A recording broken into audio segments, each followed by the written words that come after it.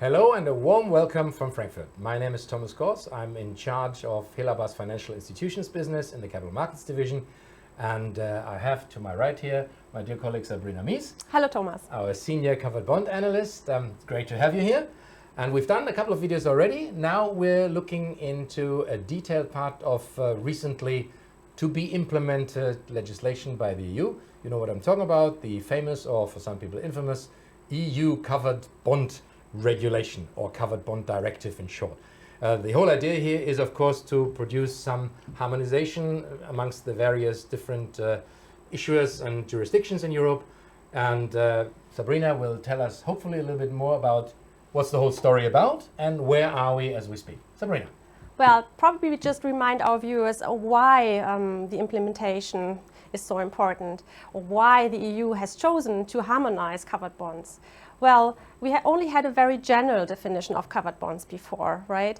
So it was only regulated that covered bonds have to be issued by a credit institution, that there is public supervision, and I think, yeah, and that there should be the dual recourse, right, mechanism, the very important mechanism that obviously is very essential for covered bonds. That's the UCITS definition. Correct. Right? So now with the harmonization, the EU institutions followed actually two main goals.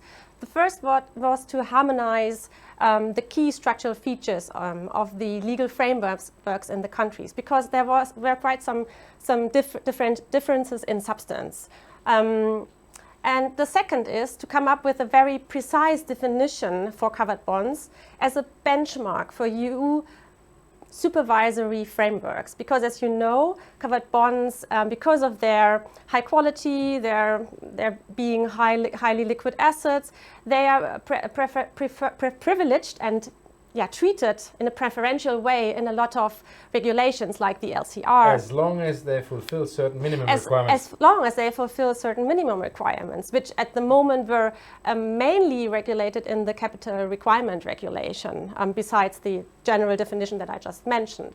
So now with the new directive, the EU wanted to set up a very complete basket of key structural features on a principal level. And then there is the CRR, which actually adds some more requirements for those that get the preferential treatment. So what are these treatment. minimum requirements? Yeah, let's have a look. So European covered bonds, as they are called from the moment they fulfill all these requirements, should have the following key structural elements. Well, we know the dual recourse mechanism, we know the bankruptcy remoteness requirement. Eligible cover assets, that was not at the moment or before a requirement. So here it was clearly defined in the directive which assets should be eligible. So no more talk about car loans and student loans. Correct. Mainly the traditional ones that we already know. A little bit of opening to some other highly qualitative assets. Derivative contracts, probably nothing new, but as I said, some principles here. Then segregation of assets, also something very elementary for covered bonds, and now we have clear rules for that. And regular information for investors. That's a new one.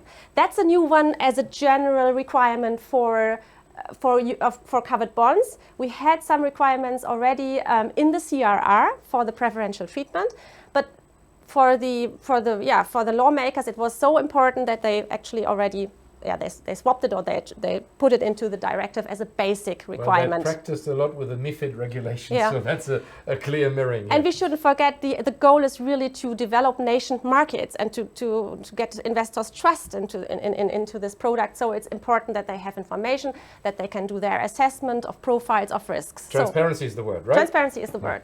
Okay, so cover pool requirements and nominal value principle. Something new, not new in the legal frameworks of the countries, but something that had to be here now as a clear rule. You need to have a coverage, at least equal coverage of assets versus covered bonds. In excess is obviously better, right? New, definitely the liquidity buffer of the 180 days. Not so new for France and Germany. Not so new for some countries, but new as a basic key structural element, which is now required for all the countries. And the directive sets rules for the calculation, as well as what what are liquid assets actually. Sure. Yeah. Special public supervision, not so new, but some more requirements for the case also of the insolvency or resolution of a I bank. guess what you can say here is that at least now investors will not have to ask every time a new issue from a new jurisdiction comes up, what's the big difference here? Are they also having a separate supervision? Are they also having a separate? That's all now the same in principle, with various little differences in the interpretation, I understand. And that creates the so-called European covered bonds.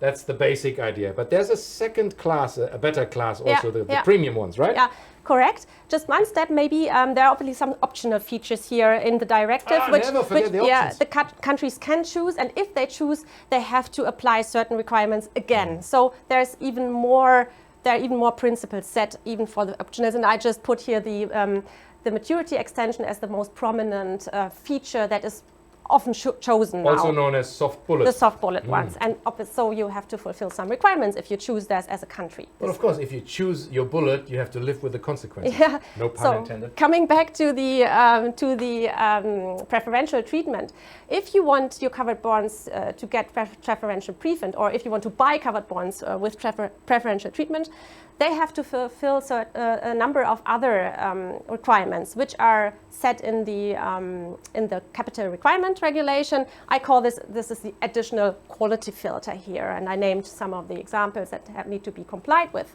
And then you get your European covered bonds premium and the preferential But treatment. this quality filter, that's your invention, right? The word as such doesn't appear in the regulation. No, that's just my I like it. That's pretty illustrative easy to memorize for simple people like me.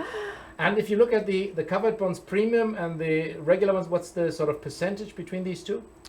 Mainly, in existence I would almost 100%, 90, I don't know, 99, 98% fall into that category. As I said, there are some minor detailed requirements every country has to adapt to that, but I'm almost sure I would wonder if they would not comply with all the rules here already, or just have to adapt some small things to continue to So I guess investors have to consider that basically this is what we're aiming for, the premium segment. Yeah. Most, if not all, issuers want to be there. This will probably be an exception. Okay. I mean, aircraft fund brief in Germany are not below that. These are not the selected eligible. So there are some minors, but these are very rare. Okay. Okay. So what happens if we don't get implementation? Oh, I see we have a nice timeline here. Yeah, we're already in between that. We're closer to the second one than to the first one. What's happened if we miss that? There are some consequences with regard to the preferential treatment, which is so essential for investors. So we definitely have to look at that. And some countries are delayed and hopefully are not missing the last deadline. So what happens to the ones already in existence? Will they lose privileges too? No, no, we have the nice grandfathering here again. So until July 2020, Honor your parents. Grandfathering is an important principle. Issuance until that date are grandfathered, so no difference in eligibility for preferential treatment. But issuance after the 8th July and until the late implementation, here are the consequences. For the exemption in the bail-in rules under the BRRD, that remains, so they are still eligible, still exempt, covered bonds are still exempt here. But with regard to the other regulatory provisions, liquidity coverage ratio, the capital requirement, covered bonds won't be eligible for preferential treatment. So that's these would be the consequences. Anything else there? Issuance after late implementation, because obviously we would like to know, okay, if they now implement in August or in September, what's going to happen with the issuance after? We don't know. There is apparently not a really clear provision at the moment, so I would obviously ask maybe regulators to come up. Well, I guess that's got to be philosophical. But we don't know when that is, and once that's done, everything should apply. But we don't know. But no, we should. Legal things can be complicated. No, it should. Yeah. But that means, of course, that your investments will be safe no matter what, because if the issuer goes broke, which normally doesn't happen, you're still safe because of this. Of course, if you want additional advantages as an investor while everything is still a going concern, you won't get that if your specific jurisdiction has not implemented the laws. Yeah. Okay, so that's easy to remember. you're safe, but you might not get all the benefits. Okay. Now, what is the status then? As we see, it's important who has, if you are implementing or not, who has implemented already? Where are we safe and what do we expect? Well, let's look at the map and let's color those countries which have already implemented the directive. And you will see there are quite a lot, right? The usual suspects. The usual suspects, and I'm quite happy. I mean, that's already a good start. And as you can see now, a lot more have already laws drafted, or even a step further. Because for Austria, I know everything has been done. It has been published in the federal law gazette, right? So I think maybe one or two have already moved to the dark blue in the meantime. Yeah. So it's still almost half a year. Yeah, so yeah. I'm quite impressed that the Norwegians are there already, not even member of the European Union, but a very big issuing jurisdiction. So quite important that they're already well ahead. Yeah. Good. Yeah, it's a bit difficult to follow, and that's why I also have some unknown countries here. But yeah, maybe there are viewers who like to send me new updates. I mean, if you look at the UK, for example, that would be something that is also applying to places like Canada or the APEC region. APEC not so big an issuer yet, UK not as big as it used to be, but Canada, very important issuing jurisdiction, and that's a so-called third country. It's outside of the EU, but Canadian issuers have certain advantages at the moment with ECB repo, for example.